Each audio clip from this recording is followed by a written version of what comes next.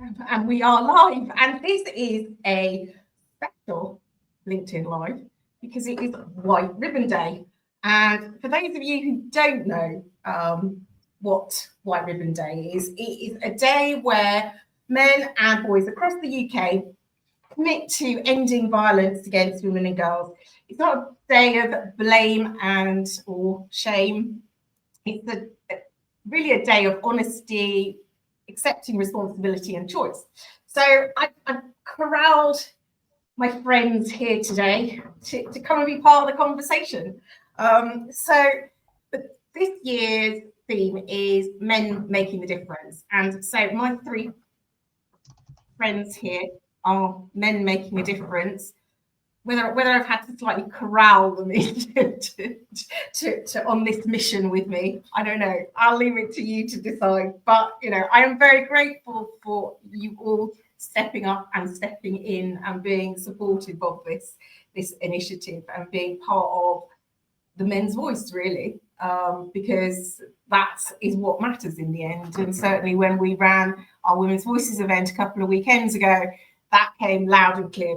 Women wanted to know that there were more men, as allies. But I also recognise that, and this again came out, that men suffer a level of, I don't know, call the word anxiety about, is that too much?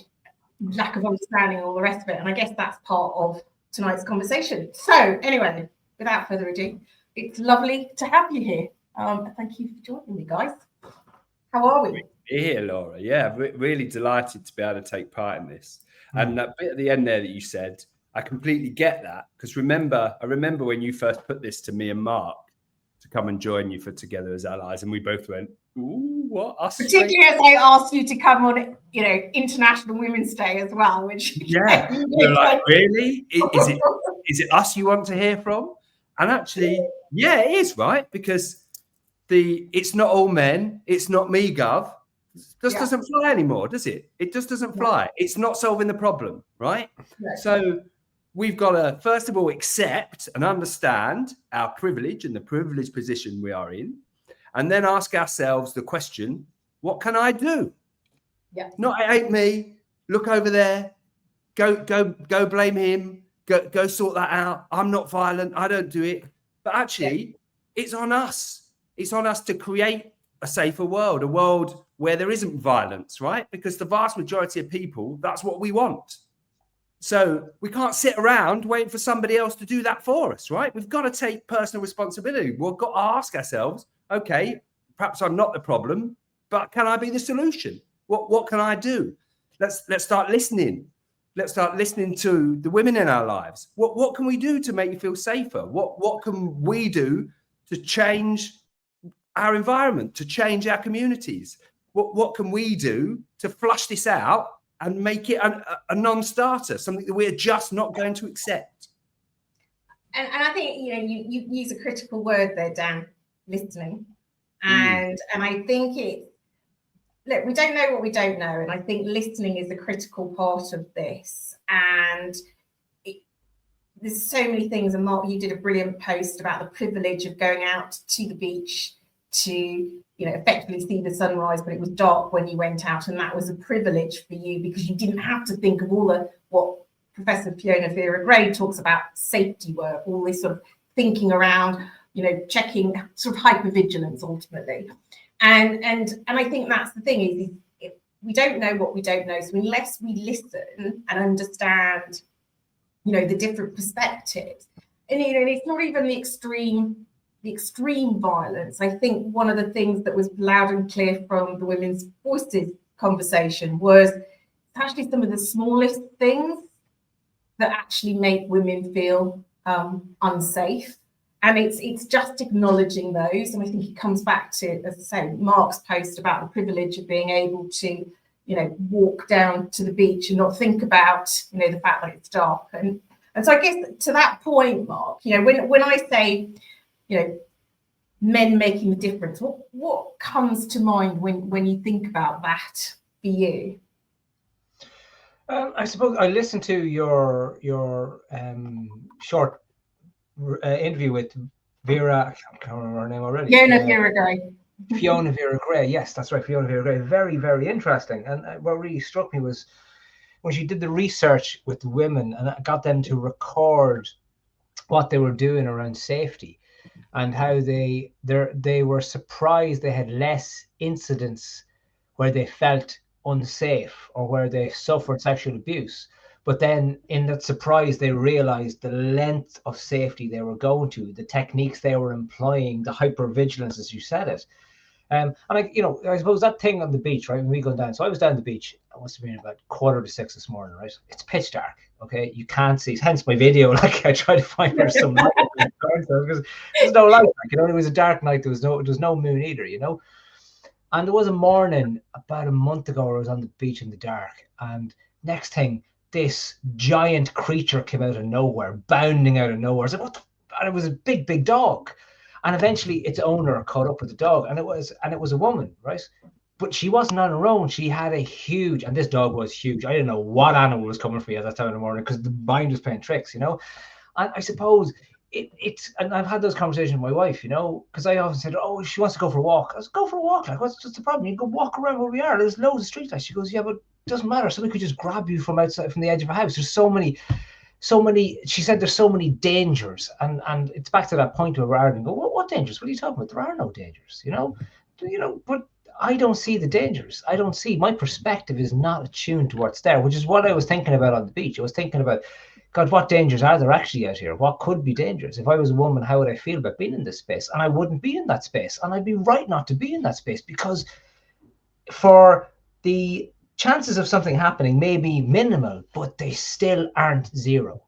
They still aren't, in fact, 1%. They're probably much higher than that. And isn't that's the terrible thing. So what do we do is, it's up to us to talk about it. Like, so we have to have this conversation, hence I put that post out there going, this is not a fun post.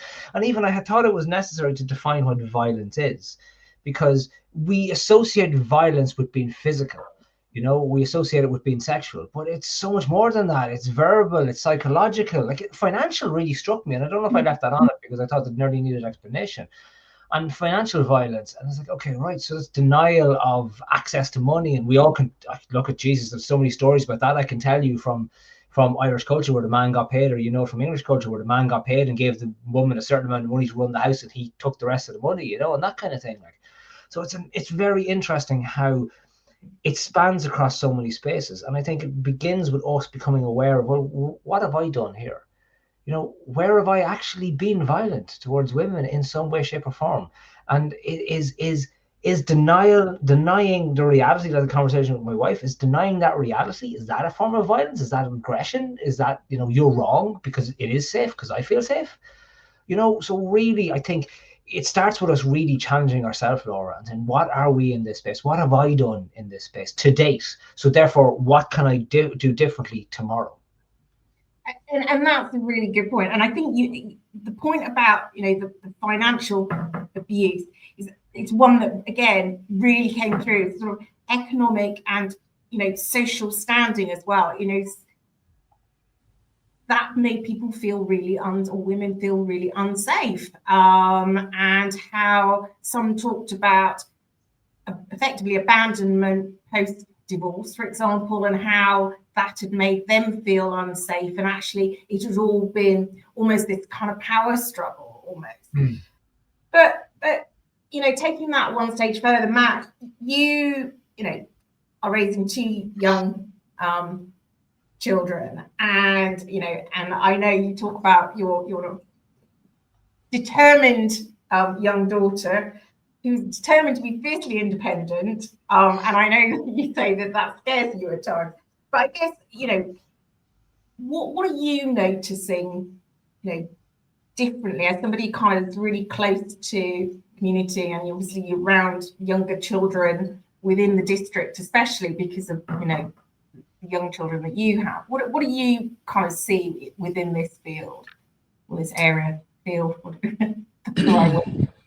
I guess with my daughter, I see a naivety that shouldn't be considered as such. It should just be a privilege that everyone should have.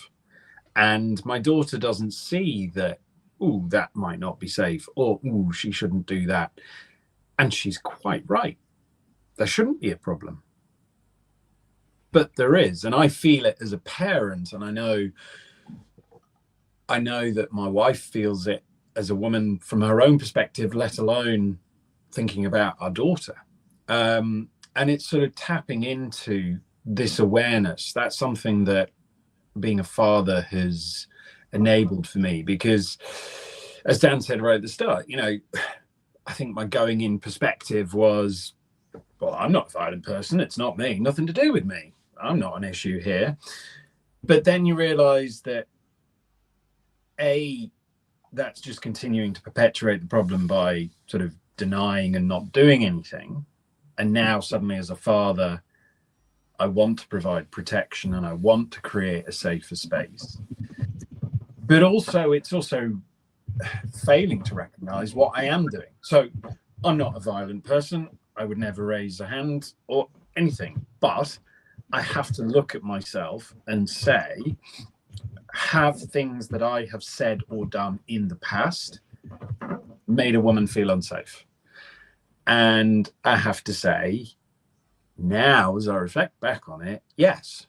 Now I can protest and argue against that and say, well, I didn't mean that. That's not what I mean. I come from a good place. You know, anything that I've done has been well-intentioned or fun or whatever the situation was that I'm thinking of. Or I can start to recognize that I need to listen and hear that that's made someone feel unsafe, and be curious. I think we mentioned the word curiosity before, and use that information to change my behaviors and also my responses. So, you know, I know that my son could have heard me previously saying to my wife, when she says, oh, don't go into the park at night to walk the dog, me going, what? Oh, it's ridiculous. And then if my son hears me be so dismissive, that embeds one message with him. Whereas if I actually change my narrative and want to understand why there has to be this hypervigilance, why there's a fear of the park at night when I, as a privileged man, don't feel it, simply reflecting that back with her, if my son hears it, can make a difference. But yeah, I mean, as I say, the privilege of being a parent of a daughter who is so brave and fearless does make me want to look at and question and rethink certain sort of prejudices that I might have had in my mind. So yeah, it's a game changer. You know, and I think it's something that's kind of I'm hearing in what you're saying is, and the thing that springs to mind is this phrase: the meaning of the communication is the response you get. And that, you know, so we always think that we're communicating in a way that is, you know, above reproach, you know, most of the time. But actually, we can never know how another person is interpreting it. So if the response is defensive, then the way that the communication has been felt by that other person doesn't mean, therefore, it's been communicated in a way that is meaningful for them. And so, as I say, the meaning of the communication is the response that you get. And so, you know, we might think that we're doing it from a good place, and that this is women as well. Look, you know, we always come to a situation with a lens based on the experiences that we've had in our world. So, but I think, you know, you're absolutely right, Matt, is that continual curiosity, prepared to actually recognize, well, you know, I didn't quite get the response that I'd expected. You know, what didn't quite happen there? You know, where didn't it land correctly? What could I do? And it's kind of that constant desire to learn more, to be more curious, to keep moving forward. I'm just going to go back to, because Graham's actually, who is going to deliver the active bystander training later, he's just kind of popped on following your comment, Mark, about denial. And he's shared denial is a good term to use here. It reminds me of the denial stage around genocide. And, I think there is the piece around denial and whether, we are truly acknowledging it. I don't know whether, Mark, you want to kind of chip back into that point, given, it was you who raised it in the first place. Well, it was to the point that the professor made in our conversation with yourself, and it was, Adam, you came up here in the conversation we had a couple of months back around the upskirt kind of issue, and it was brought to school, and the school, school more or less denied the reality of the girl who had experienced the problem, and therefore it's and she made such a good point. The professor made such a good point about how, which is why women are silent, because the onus is on them to avoid being raped. The onus is on the woman to avoid being sexually abused, and therefore, if it happens, it's her fault. So we're denying their agency in all of this. I think it's a huge, and there's the cultural shift that needs to happen, right? Because that school would be a perfect example. Oh, leave the boy alone, you know what? This is a story that's probably relevant to where we are now. This came up only in a conversation the other day with a group of people I was with. There's a story in Ireland many years ago where a bishop was taken down for a better reason than normal. Was taken down because he had a child out of wedlock, right? And he was lauded, he was a bishop who met the Pope, and the Pope was in Ireland. He was worshipped, right? And he appeared, then the woman who had the child with him, right? And the child was now 22 years old, right? And the woman appeared on our equivalent of Graham Norton, but not quite as frivolous as a Graham Norton show, right? It was a chat show that's been running for 40 years. And she was on the show, and she was more or less accused of being a harlot. The presenter of the show accused her of taking down a good man. And that's the prevailing opinion of what had happened in the situation, where the exact opposite is what had happened, is this man had taken advantage of her and tried to live a double life and all these kind of things. But so she was denied even the ability to tell her version of the story, because she was immediately shamed, immediately labeled, and immediately dismissed as being someone who took down a good man, which again just highlights the danger that's inherent in the culture for women. And I think that the word shame is so, I think two of the words that came out really loud and clear in conversations with women was shame, embarrassment, and feeling like it's their fault. And I know, as you rightly said, with Matt's example of the pulling the skirts down at school, and it's the girls' responsibility to put their cycling shorts on underneath their skirts. It's not because that's the easier route, of course, because it's easier to tell the girls to do that rather than actually reprimand the boys, because that you've got to do every single day probably until it sets in and the habits change. Whereas if you tell the girls go and do that, then actually instantly, tomorrow they'll all rock up with their cycling shorts under their school skirts on. Most of them probably would. But you're right. There's so much around this that there's such a shift that has to happen. But I guess there's probably little things that we can do every single day. I think right at the top is we said about the anxiety, if that's the right word, about men who wanting to help but don't quite know how to. What do you think are the sort of the things that actually make the difference, small gestures that make a difference? I don't know.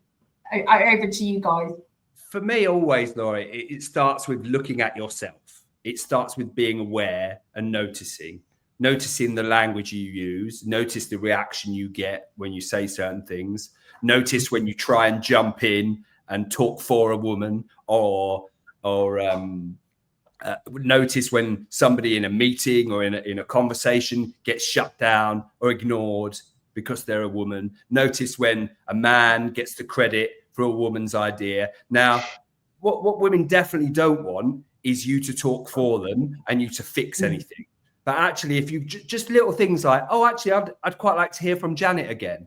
Or wasn't that an amazing idea from Sarah? Sarah, could you talk to more about that? And I remember when we first had Graham on here, and Graham talked about calling people in and not calling people out, right? Yeah, and I think there are times where there's behaviour that has to be called out. It can't fly, and you can't have, and you have to say that's not acceptable. But most of the time, the best way to do it is just be a friend, put your arm around your mate, and say, "Do you know what? I think you really upset Sarah earlier on with what you say. Did you see how she reacted when you cut her off in mid-flow there and then moved the conversation on and gave the credit to Alex? Did you see how that happened? I think actually next time maybe just shut up, let them finish what they're saying." And I think mostly that will be well received because most of us don't want to do that. I used to have a terrible habit of talking over women. I found it out when I got 360 leadership feedback working for the BBC. And initially it was anonymous, right? So I first found out, I was told I talked over people and I shut them down. I thought, oh God, I don't want to do that. So I decided to look at myself, right? So in meetings, I'd notice I only did it to women. I didn't do it to men. I would interrupt them. I would talk over them. I would ignore them. Now, this was never deliberate. I would never, ever deliberately be prejudiced or shut anybody down. But clearly, somewhere in my psyche, there was something that told me that women's voices weren't important, that what I had to say was more important than them.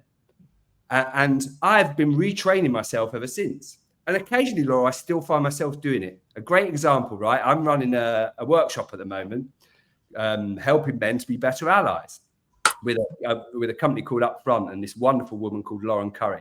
We were doing a debrief after our first session when I shared that story. Guess what I did? I interrupted her. But that it's the awareness that you did that. That's the difference. It's like if you just carried on, we're never going to be perfect. It's that learning process. And in just listening to what you just said, and you've reminded me of another brilliant Graham phrase, which is, friends don't let friends do whatever it is. And that's what you're saying, is that quiet conversation, just calling in, going, checking out that behavior. It's like, it's just not cool. That's probably one of my young nieces. Didn't realize what you did, because I used to do this all the time. I had no idea. So sometimes you just need to hold the mirror up and say, do you realize what you did there? Did you see the reaction that you got? Because they won't have done. And just planting that seed to make them go away and think, right, now, how can I be better? Yeah. No, you're right. And it is that continually, what can I do different next time? Because that clearly didn't land. I am very conscious of time because I know you're disappearing off to go and do the training with Graham, and I have put the LinkedIn, so there's still 4 minutes if people want to register for the 7 o'clock session this evening. But look, to close this session off, because we are amazingly keeping ourselves to time tonight. That's time for everything. I know, absolutely. Alarms have you set, Laura? It's got to be a first, absolutely. I mean, they will have to look at the timing on it. Go, is there an episode? Is there a part 2 to this session? But if somebody was watching tonight and said, I want to help, but I don't know what to do, what would you say? What was one small step? One human thing that you would say to them? Mark, go on. What would you say? Well, I think Dan did something really important just there. I think he did something really brave. He owned up. And I think that's a very good starting point for us, because to bring back the word denial, we're all in denial. We all say, oh, this has to change.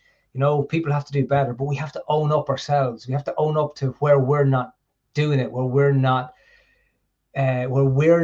standing up and taking our responsibility for our own particular actions, and not aware of what we're doing, as to Dan's point, like even doing it again, not being conscious of doing it, even if we're not doing it consciously, we're doing it for a reason. We're doing it for so there's some reason in there that we're doing it for, until we become conscious of that. So I think for our own part, the beginning part is own up to what we are doing so we can change what we're doing.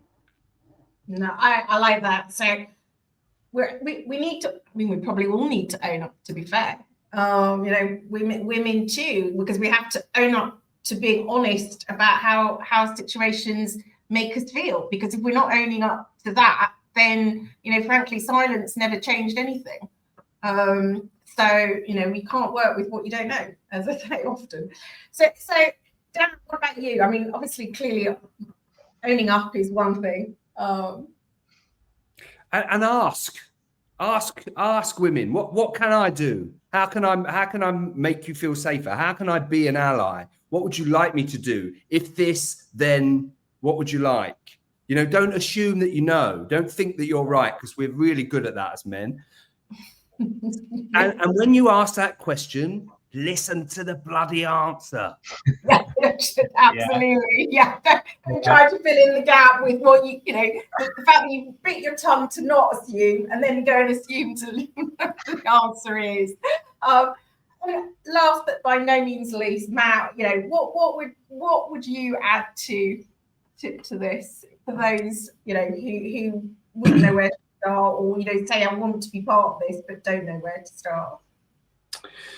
Well, I think it's an awareness of your own reaction and feelings. I was talking to somebody earlier on today about the parent-adult-child model in transactional analysis. And, you know, on this topic, I reflect that my reaction, if I get a response from a woman that suggests, you know, I've made them feel unsafe or I've done something that wasn't quite right, my response is immediately go in that child and be like, well, that wasn't what I meant. It's been misinterpreted. But actually, if I can engage adult and engage the curiosity and go, so why didn't that land right? What was not quite right there? To be, and we keep coming back to this word, be curious, and ask those questions, but try and remove personal feeling and emotion. It's not about us doing wrong and feeling shame for that. It's, okay, here's a learning experience. Okay, how can we do differently next time? No, I love that. And it's so true. You know, it's like none of us are perfect, but unless we try, we're not going to know different. So, look, guys, as ever, thank you so much for stepping into the room. Just before you all go, I just want to share Alexandra's point. Thank you so much. Vital work, because I think that is crucial that we share that, because it is, you know, vital that people are prepared to step into these spaces, you guys especially, and being really visible. So, you know, and recognizing that none of us are nothing, and that is a very good place to start. So on that note, I will leave you to go join Graham for the active bystander training. I look forward to hearing all about it, and I will see you next month. Have a great evening, guys. Cheers. Thanks, all. Cheers.